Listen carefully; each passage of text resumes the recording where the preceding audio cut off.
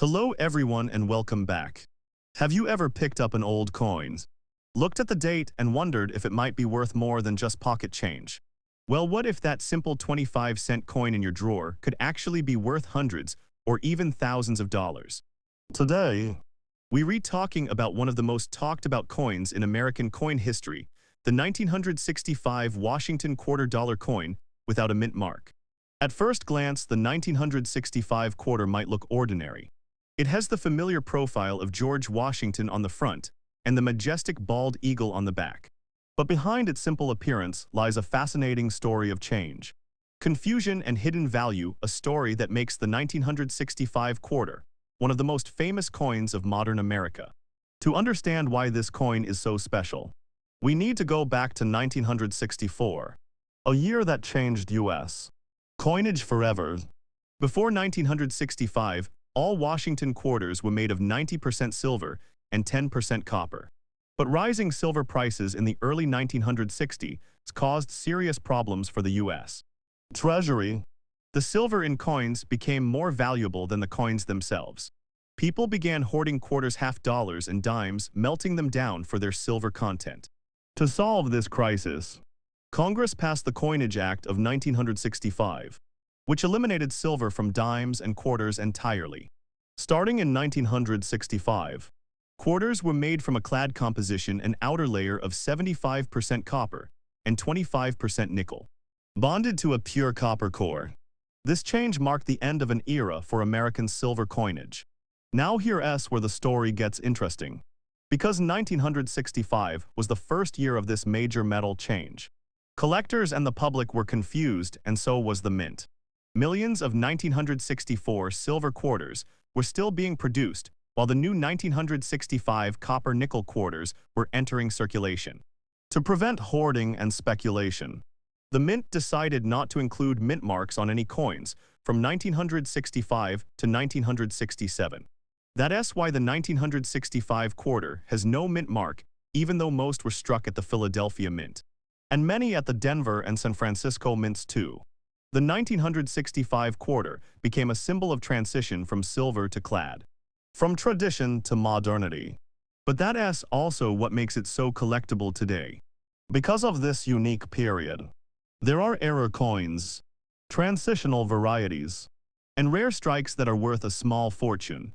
Among the most valuable are the 1965 silver planchet quarters coins that were accidentally struck on leftover 90% silver blanks meant for 1964 quarters. These are incredibly rare. If you find a 1965 quarter that weighs around 6.25 grams instead of 5.67 grams, it could be one of these legendary errors, and that means you might be holding a coin worth $5,000 to $10,000, or even more depending on condition. But even without such errors, collectors treasure the 1965 quarter because it marks the turning point in U.S. coinage history. A standard 1965 quarter in fine condition might be worth around $1 to $3, depending on wear and eye appeals. In extremely fine or uncirculated condition, prices rise to $5 to $25. But for mint state examples graded MS65 or higher, the value can easily reach $100 to $500, and if it has a flawless MS67 or higher, the price can jump into the thousands. There's even one famous example, a 1965 quarter struck on a silver planchet that sold for over $12,000 at auction. And in some cases, unique transitional errors have fetched over $20,000 or more, depending on the grading and provenance. So what should you look for if you want to check your own 1965 quarters? First, weigh the coin. A standard copper-nickel clad quarter should weigh about 5.67 grams, while a silver quarter will weigh closer to 6.25 grams. You can use a small jewelry scale for this. Also, check the edge of the coin. Clad quarters show a copper-colored core along the edge, while silver quarters are solid white or gray with no copper stripe. Another clue to value is condition. If the coin's details like Washington's hair, the lettering, and the eagle's feathers are still sharp and unworn, that coin could easily fetch collector interest. Collectors also hunt for special error varieties such as Double die obverse or reverse, where the design appears slightly doubled off-center strikes, where part of the design is missing or misaligned clipped planchets, where a small portion of the coin is cut off, and the extremely rare transitional silver strike. Any of these errors can dramatically increase a coin's value from a few dollars to thousands.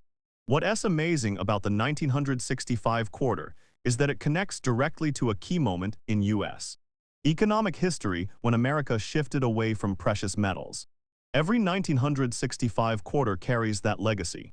It's not just a coin, it's a snapshot of a nation adapting to change.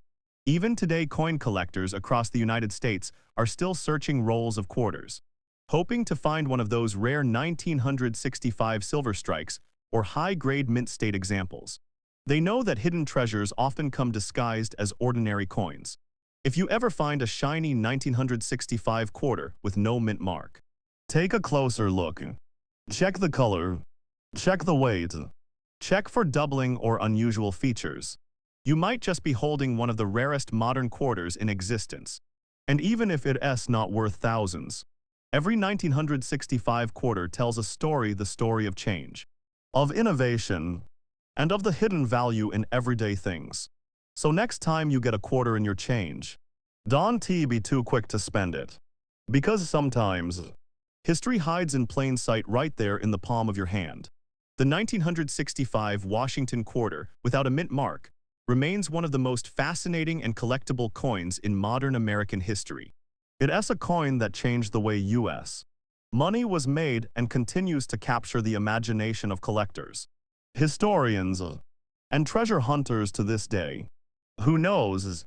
That small, worn quarter you find in an old jar could be worth much more than you think, maybe even your next big discovery. Thank you for watching the entire video. You can tell us in the comments what we should make the next video about.